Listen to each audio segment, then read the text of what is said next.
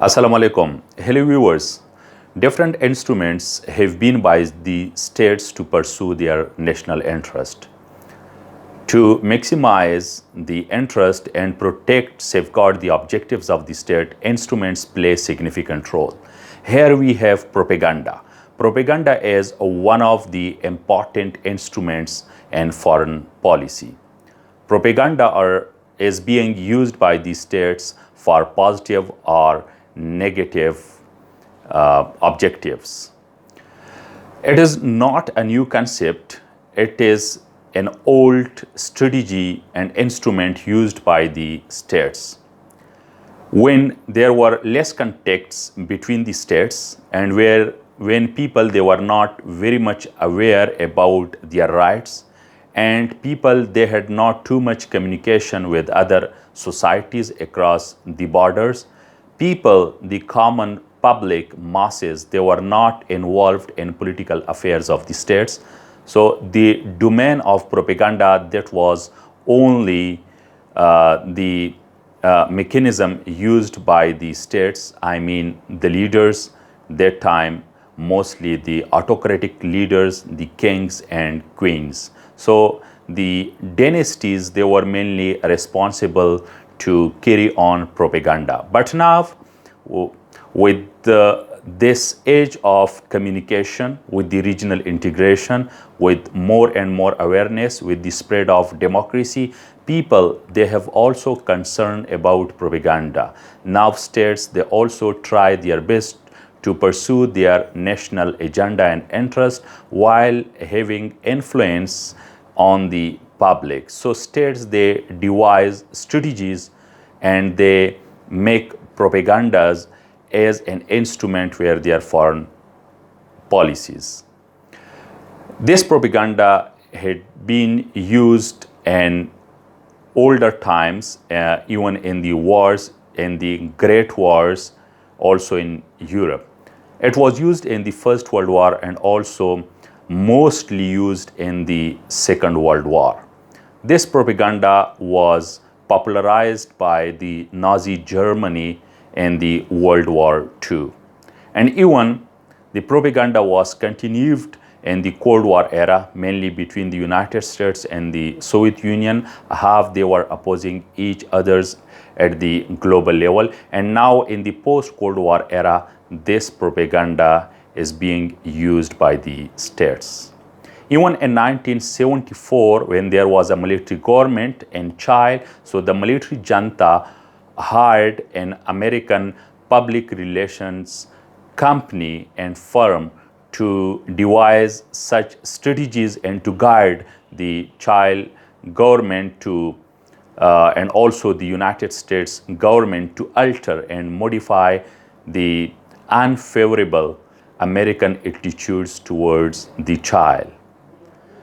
Even today, now there are more than 400 active agencies who work for public relations in the United States, that they are being hired not only by the US government but also by the other governments in the world. They work for tourism, for trade expansion, and also for human rights. They are also, some of them are involved in the political affairs. So propaganda, it is one of the important instruments to follow the national agenda and interest of the states. States, they try to influence other states. So if a state exerts pressure or uses the convincing techniques for other states, it is possible but very hard, very difficult, because the direct communication or the direct pressure and influence exerted by a state on another state, of course, it creates hurdles. Why? Because there are some SOPs to be followed by the state. There are some mechanisms to be followed by the states. States, they are in a united form. They are organized. So there are various ministries, bureaucracies, various organizations, and even parliament is involved in foreign policy making. So to alter and modify the attitude and behavior of state towards another state, then possible but very difficult to alter it in the favor of another states. That's why states, they try to alter the attitudes and behaviors of another state's public first, and then that public, common people, they exert pressure on its own government and the state, because now we are living in mass politics era. With the spread of communication, with the spread of technology, with the spread of democracy, and more people involvement in state affairs and in the political process, now there are more opportunities for people to operate there. That's why states first, they want to alter and modify, to change the attitudes and behaviors of another state's public. Then that public exerts pressure on its own state, and then with the passage of time and having more and more active propaganda instrument by the rival state or maybe by the friendly state, then that state may change its attitude and behavior towards its another states. There are so many examples. The Vietnam War is there, when the US public pressurized its own government to stop this war in Vietnam. Also, when 9/11 happened, and then the US public was demanding for having a war on terror. So then this global war on terrorism started under the leadership of the United States. So there are so many other examples that have common people, have public, it exerts pressure, it want to have influence and to convince its own government and state to change its policies. So different organizations and institutions, even political parties, pressure groups, trade unions, they work for the purpose. Sometimes the organizations, the institutions, and even the political groups, they work for another states, but sometimes they are not hired by and they are not directly involved in another states with another states agencies, but indirectly they are influenced by the agendas, ideas and policies of other states. Then they exert pressure on its own state to change and alter their policies and behaviors towards a specific state. Then these things happens. This propaganda is done by the states officially and also unofficially.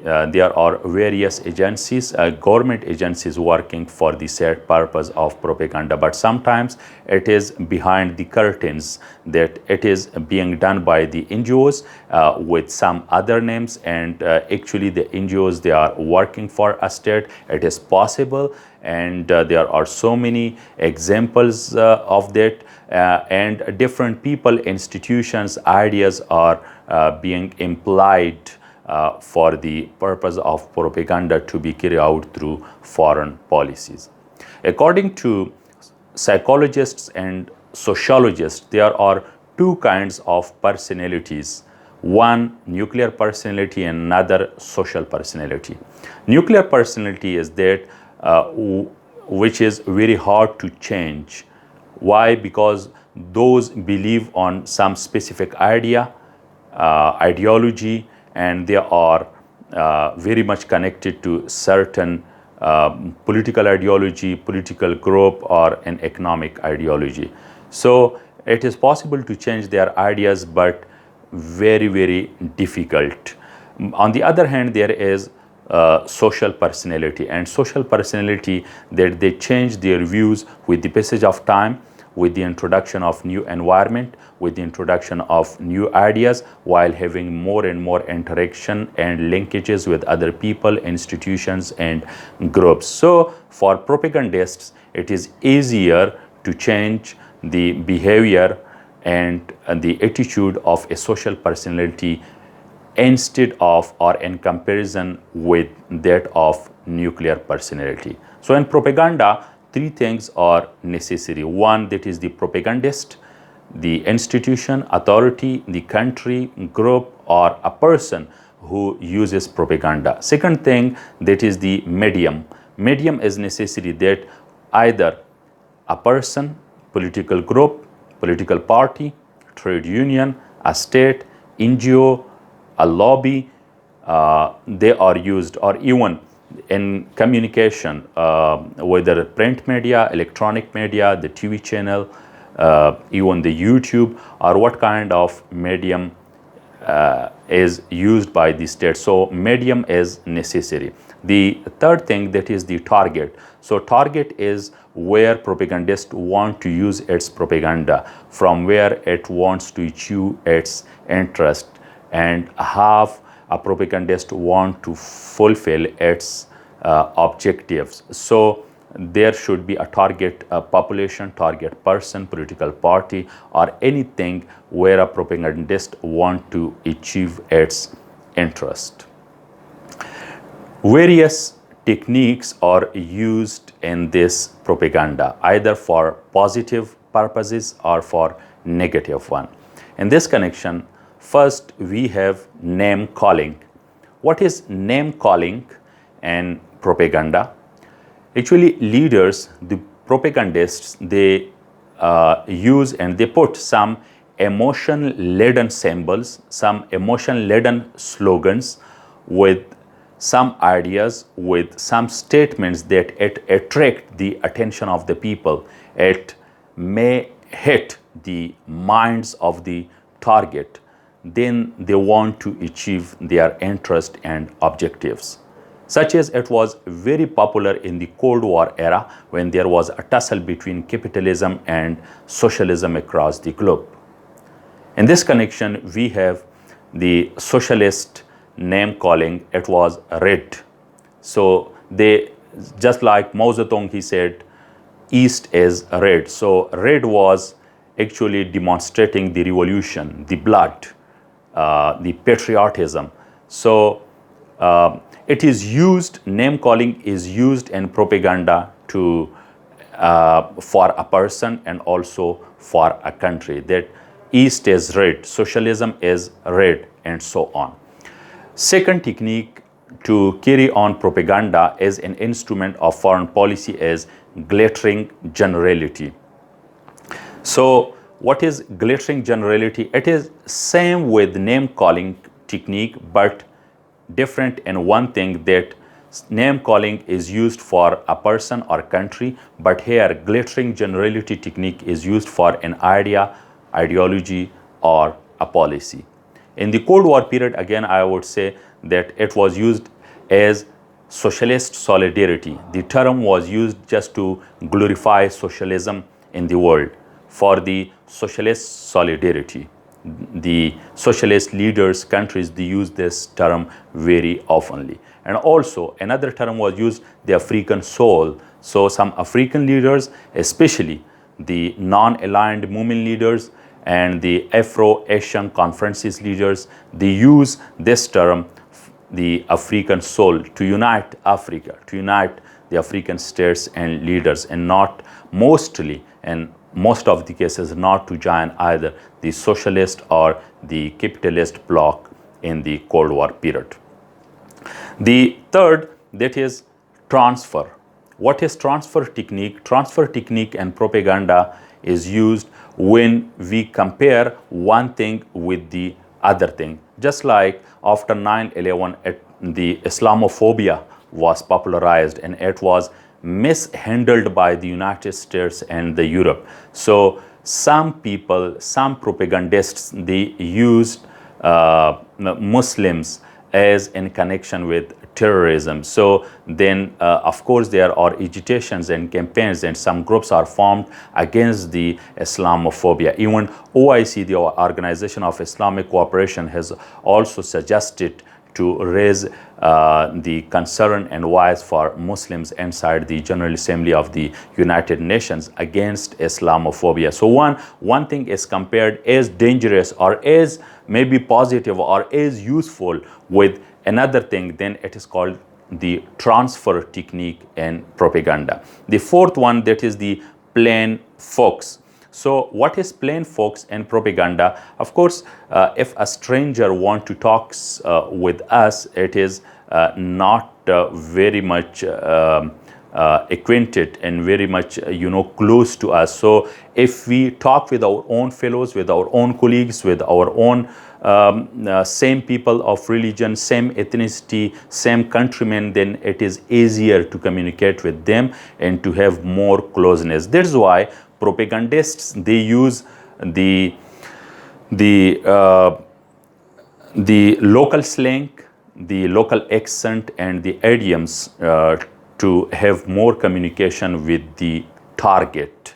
So this plain folks is a useful technique in propaganda. Another strategy within propaganda, the fifth one, that is testimonial. And what is testimonial? Of course, if a propagandist want to achieve its agenda, to have influence on target, if he or she is stranger, then it is difficult to achieve. And that's why a proper person, authority, institution, country, group is necessary to carry on this propaganda. So that's why some people, they are used, for example, for a specific issue, a fatwa is used, a religious decree is used, just like against the polio eradication or some other political purposes. So it is both in positive or in negative connotations, but this testimonial is used. Some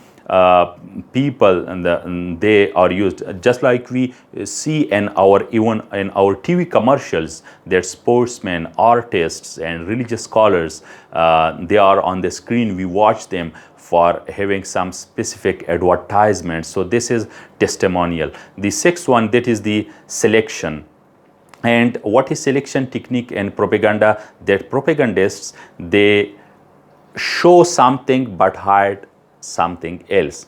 They don't, sometimes they don't show you the real in the complete picture. So what is in his or her interest, he or she will show you. But if it is not in his interest, he will just hide it, conceal it. So the selection technique is also very useful for both positive and negative objectives in the propaganda instrument of foreign policy.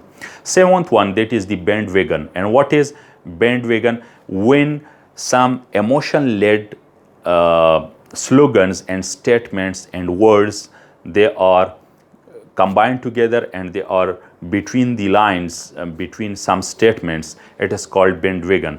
Like the capitalist world used, all peace-loving people recognize that. Then they continue their statement in the Cold War period. All peace-loving people recognize that.